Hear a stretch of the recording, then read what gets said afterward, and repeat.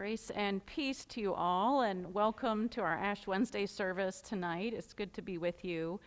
So I went home for dinner, a quick dinner, before coming back to the chapel to set up for tonight, and I caught the news out of Parkland, Florida, where there was another school shooting in a high school there, and 17 young people are reported were killed.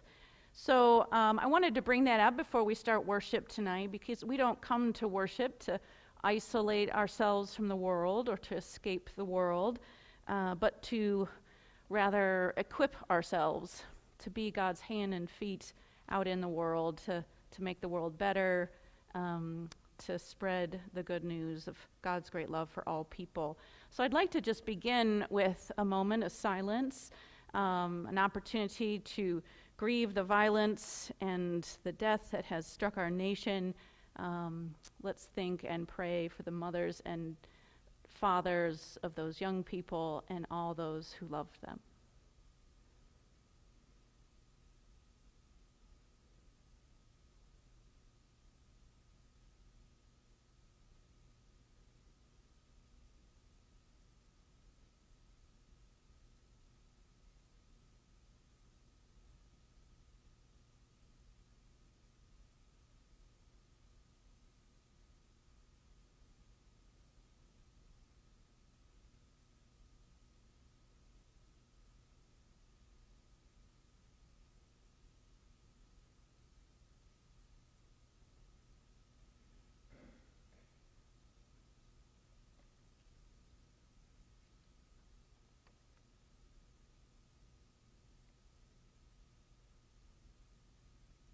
Oh God, you are our refuge and strength. You are a present help in times of trouble. Amen. So Ash Wednesday has often been called by Christians as the most uncomfortable day in the church year. This is the day when we remember that we are mortal, that we have one life to live. And it's also a day, you'll notice a very long litany of penitence today in your bulletins, because it's also a day here at the very beginning of Lent to get right before God, and that includes a pretty heavy time of confession. And so that's also what Ash Wednesday is about. But it's very interesting to me. I've had students tell me that this is actually one of their favorite services of the year, because while we remember that we are mortal, while we confess our sins and get right with God, we also come to recognize what is most precious, and we leave this place hopefully leaning into life a little better. So I invite you to open your hearts and your minds and to worship God in this holy, holy space.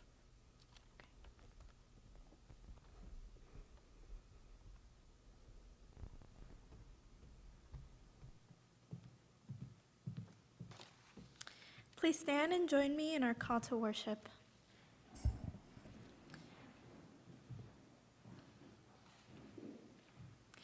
God is our refuge and strength, a present help in trouble. Therefore we will not fear, though the earth should change, though the mountains shake in the heart of the sea, though the waters roar and foam, though the mountains tremble with its turmoil.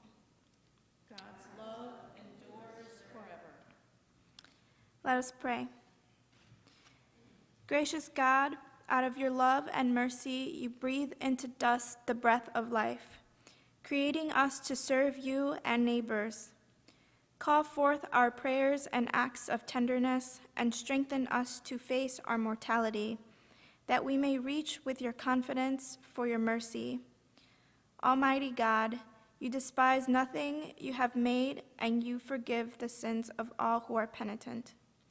Create in us new and contrite hearts, that truly repenting of our sins and acknowledging our brokenness, we may obtain from you, the God of all mercy, full pardon and forgiveness, through your Son, Jesus Christ, our Redeemer, who lives and reigns with you and the Holy Spirit, one God, now and forever.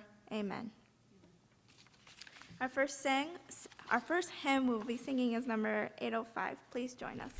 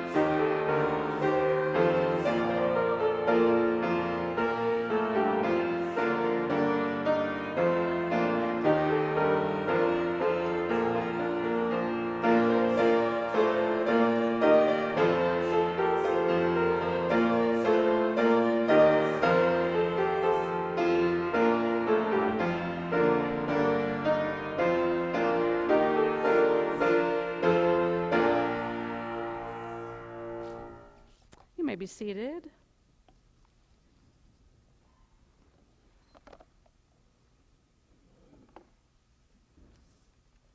Please join me in a prayer for illumination. Let us pray together. Search us, holy God, and know our hearts. If there is any wicked way in us, return us to you and to your righteousness. Cleanse us of our sins so that we can listen, hear, and know your word without bias or prejudice. And open us to your Spirit at work here in this place. I also pray that the words of my mouth, the meditations of my mind, and the feelings of all of our hearts gathered here today are acceptable to you, O God, our rock and our Redeemer. Amen. Our scripture reading for tonight comes from the prophet Isaiah chapter 58, verses 3 through 9, and you can follow along on the insert in your bulletin. Why do we fast, but you do not see? Why humble ourselves, but you do not notice? Look, you serve your own interest on your fast day and oppress all your workers. Look, you fast only to quarrel and to fight and to strike with a wicked fist. Such fasting as you do today will not make your voice heard on high. Is such the fast that I choose, a day to humble oneself? Is it to bow down the head like a bulrush and to lie in sackcloth and ashes? Will you call this a fast, a day acceptable to the Lord? Is not this the fast that I choose, to loose the bonds of injustice, to undo the thongs of the yoke, to let the oppressed go free, and to break every yoke? Is it not to share your bread with the hungry and bring the homeless poor into your house, when you see the naked to cover them, and not to hide yourself from your own kin? Then your light shall break forth like the dawn, and your healing shall spring up quickly. Your vindicator shall go before you. The glory of the Lord shall be your rear guard. Then you shall call, and the Lord will answer. You shall cry for help, and God will say, Here I am. This is the word of God. Thanks be to God. All right, friends, so this Lent, I think I'm going to join. Hold on, hang on. Things are falling on me. This is not a good beginning to Lent. Okay, hang on. I'm all right. Okay, so this Lent, I think I'm going to join the slow movement. Have you heard about this? It's a thing. Bus, have you heard about the slow movement? No? Okay, let me tell you. So it's a thing. There's like slow food, slow parenting, slow aging. I kind of like that one. Marcia, you like that one? Yeah. And so it might surprise some of you who know me because that I want to do this, because I'm one of those people. I'm just always in a hurry. I got places to go. I've got things to do, and so I get pulled over a lot here in Monmouth and in front of the Weeks house. It's okay. It's okay, VP. It's all right. I'm still approved driver. Yeah. Okay. On the list. So, but this Lent, I'm really going to give this a try. Slowing down. It's going to be my Lenten practice. Of course, my husband, he loves to tell the story about the time I took on vegetarianism for Lent. In his version of the story, I lasted only a week. In my version, I lasted longer than that. It wasn't all of Lent, but it was definitely longer than a week. But, you know, I begin Lent with hope for myself. We should all begin with hope for ourselves. And so some of my chaplain friends at other colleges are trying this new thing, if you've heard of this other new thing. It's called Ashes on the Go. Have you heard about this? So they're trying it on their college campuses. One of my friends stood outside her campus's dining hall, making the sign of the cross on the foreheads of her students as they came out of lunch. Another friend of mine seriously, she did this. She carried ashes around in her pocket and just offered them to whoever she met on the sidewalk. This just sounds really messy to me. I'd have ashes, like by the end of the day, I'd be just covered in the gook, right? But there are bonuses to this approach. My friends will certainly ash more foreheads on their campuses than Jessica and I will ash tonight. But there's just something too quick about ashes on the go for my taste. It's like speed dating or fast food where you don't really get to know the person and you don't taste the food. Ash Wednesday, I believe, should be a time to slow down, to pause, to contemplate our lives and how we are living. So here at the beginning of Lent, Ash Wednesday is a stark, uncomfortable day of reckoning as it reminds us through the liturgy that we'll hear comes from Genesis 3:19, you are dust, and to dust you shall return. We hear these words and we're reminded that we only have one life, one fragile, limited life. And so the church calls upon us tonight to make ourselves right before God through confession, to cleanse ourselves, to return to God. And I just don't think you can do that, all that, on the go. In our scripture text for tonight, the prophet Isaiah warns against what I believe ashes on the go could become. It could become doing a ritual for ritual's sake. God is not interested, Isaiah declares, in our rituals of fasting and ashing if our rituals begin and end here. If, here in this chapel, we call for God's attention, bow down like a bulrush, lie in sackcloth and ashes, then proceed to oppress those who work for us, fail to share our bread with the hungry, fail to bring the homeless poor into our house, fail to cover the naked and attend to our kin, God will not be happy if tonight is just a ritual for ritual's sake. So I'm intentionally slowing down. For example, in preparation for this message, I copied Isaiah 58, 3-9, out by hand, which is my way of slowing down with a text. Then I carried this copy with me in my pocket for a week or so, pulling it out in various contexts of my life to see what Isaiah might have to say in the midst of everyday life. And this is how I found myself sitting in the bleachers at my son's basketball game, contemplating how Ash Wednesday might be more than just a ritual for ritual's sake. So I'm sitting there and contemplating this, Isaiah 58, and I turned my Facebook feed on my phone because I'm addicted to Facebook. And a friend had posted an essay called "What I Did When I Thought I Had 2 Hours to Live." It was written by a Muslim scholar named Omid Safi. In his essay, Omid tells this dramatic story of what happened to him when he was 13 years old. His father, a respected pediatrician, had just returned home from the Hajj, a pilgrimage to Mecca all Muslims are encouraged to take at least once in their life. And his parents were hosting a party of close family and friends so they could celebrate. During this party, Omid started to feel queasy. So he goes to the bathroom, he gets sick, and then looking up at his face in the mirror, he notices that there were suddenly pimples on his face. And he thought this was strange, but he also knew that teenagers get pimples, so he leaves the bathroom and rejoins the party.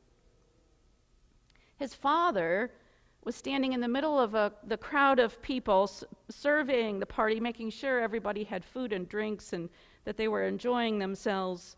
And his glance rests on Omid's face and he smiles. But then Omid saw something he'd never seen before. He saw every drop of blood leave his father's face. And with a purposeful stride, his father walked straight to Omid, stared closely at his face, then turned to his mother to say, "Omid and I are going for a drive. Please carry on with the gathering." As a pediatrician, Omid's father had a fascination with rare and exotic diseases. Years before, he had read about one such disease, a form of meningitis that, once transmitted, stayed dormant in the victim's nervous system for years. At some point, it would become active and attack the spinal cord and the brain. The sign of its activation, a series of pimples appearing on a person's face. From the time the pimples appear, one has a few hours to pump the body full of serious antibiotics. If that does not happen, the overwhelming majority of patients die. So these were the pimples that Omid's father saw on his face. He drove Omid to the hospital and sat by his bed in the emergency room. And then taking Omid's hand, his father paused to say this: "Son, I have always told you the truth, and I will always tell you the truth. There is a possibility that you may have 2 hours left to live.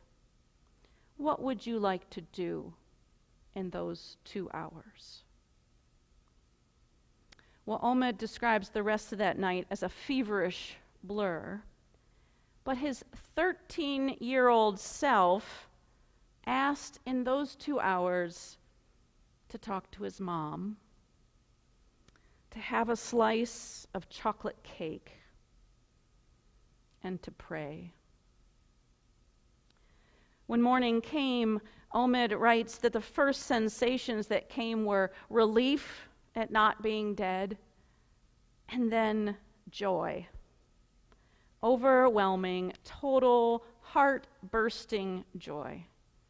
Joy for breathing, joy for being alive, joy for seeing the sunshine through the window, joy for feeling the texture of the sheets gathered around him in the bed, joy for seeing the face of his father, joy for feeling joy. That night forever changed Omid and what it meant to him to live and to be alive. In fact, now he uses his experience as a prompt for spiritual reflection with his students. Omid writes, I ask my students to think about what they would do if they knew they had 2 years left to live. Most talk about travel and experiences. They would want to see Paris, Hawaii, New York, Istanbul, and so on. They talk about thrill-seeking adventures like going bungee jumping, making love on a beach, walking in an ancient redwood forest. I then ask them what they would do if they knew that they had 2 hours left to live. And the answers change radically. There's no more Paris, no more Hawaii, no more bungee jumping. There's usually a deep silence over the room, and one by one they say, I'd love to see my mom. I'd want to say, I love you to her once more. I'd love to go be with my dad and say, I'm sorry for the whole period from ages 12 to 18. I'd love to go back to my true love and have one more moment to sit together, hold her hand, and see how her eyes look when she is laughing. When we are told that we have 2 hours left to live, Omid concludes, what we want is to be with the ones we love the most and to tell them that they are loved. When we are told we have 2 hours left to live, what is most precious and most real in life becomes real. So of course, I'm reading this essay, I put down my phone, and I look up at my 10-year-old boy playing basketball. And of course, tears just fill my eyes and my heart starts beating heavy and rapid because I love that boy. I love that boy on that team full of boys losing that basketball game 31-4. I love that boy. And in that moment, watching my son play basketball, having read Omid's essay, holding Isaiah 58 in my hand, I realized what we needed to do here tonight. I realized we needed to slow down. Receive the ashes on our foreheads, hear the reminder that we will all one day return to dust. Hear the reminder that we all have only hours to live. So we can not only come to know, but come to feel what is most precious and most real. So we can leave this worship service tonight leaning into life and attending to what and who is most precious. So I invite you, my friends, to join me in slowing down. Take your time here. Remember what is most precious here and live as your Creator desires you to live. And now to this life-giving God be all honor and glory, thanksgiving and power, now and forevermore. Amen.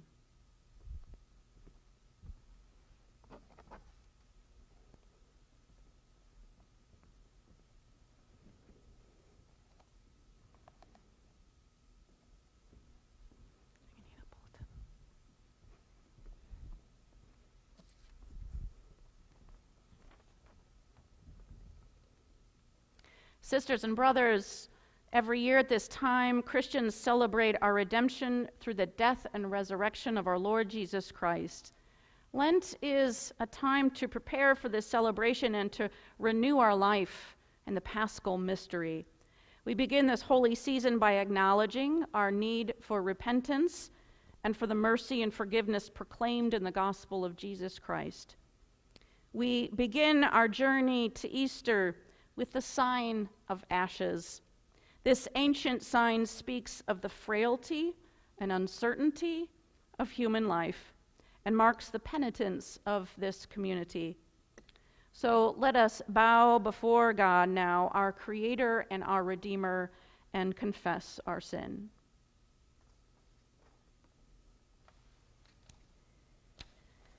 I invite you now to join me in our Litany of Penitence, which you'll find printed in your bulletin.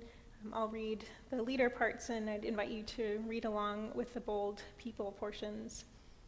Let us pray. Holy and merciful God, we confess to you and to one another and to the whole communion of saints in heaven and on earth that we have sinned by our own fault in thought, word, and deed, by what we have done and by what we have left undone. We have not loved you with our whole heart and mind and strength. We have not loved our neighbors as ourselves. We have not forgiven others as we have been forgiven. Have mercy on us, O God. We confess to you, O God, all our past unfaithfulness, the pride, hypocrisy, and impatience in our lives.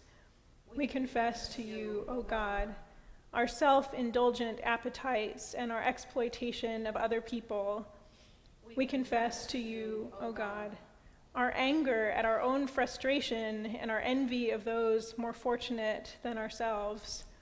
We confess to you, O God, our intemperate love of worldly goods and comforts and our dishonesty in daily life and work. We confess to you, O God, our negligence in prayer and worship and our failure to commend the faith that is in us. We confess to you, O God. Accept our repentance, O God, for the wrongs we have done, for our neglect of human need and suffering, and our indifference to injustice and cruelty.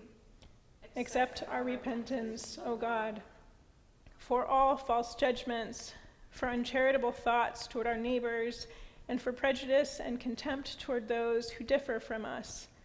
Accept our repentance, O God, for our waste and pollution of your creation and our lack of concern for those who come after us. Accept our repentance, O God. Restore us, O God, and let your anger depart from us. Favorably hear us, O God, for your mercy is great.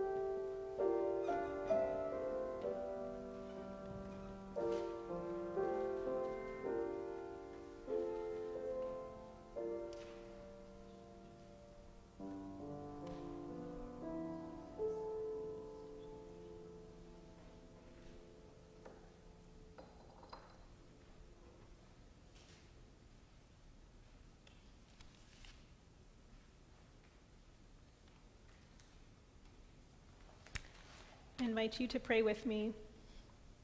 Almighty God, you have created us out of the dust of the earth.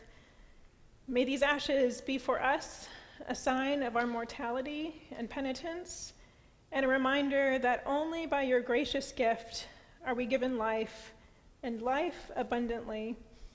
Accomplish in us, O God, the work of your salvation, that we may show forth your glory in the world. Amen. Now I invite you to stand and join in our closing hymn, number 166, Lord, who throughout these 40 days.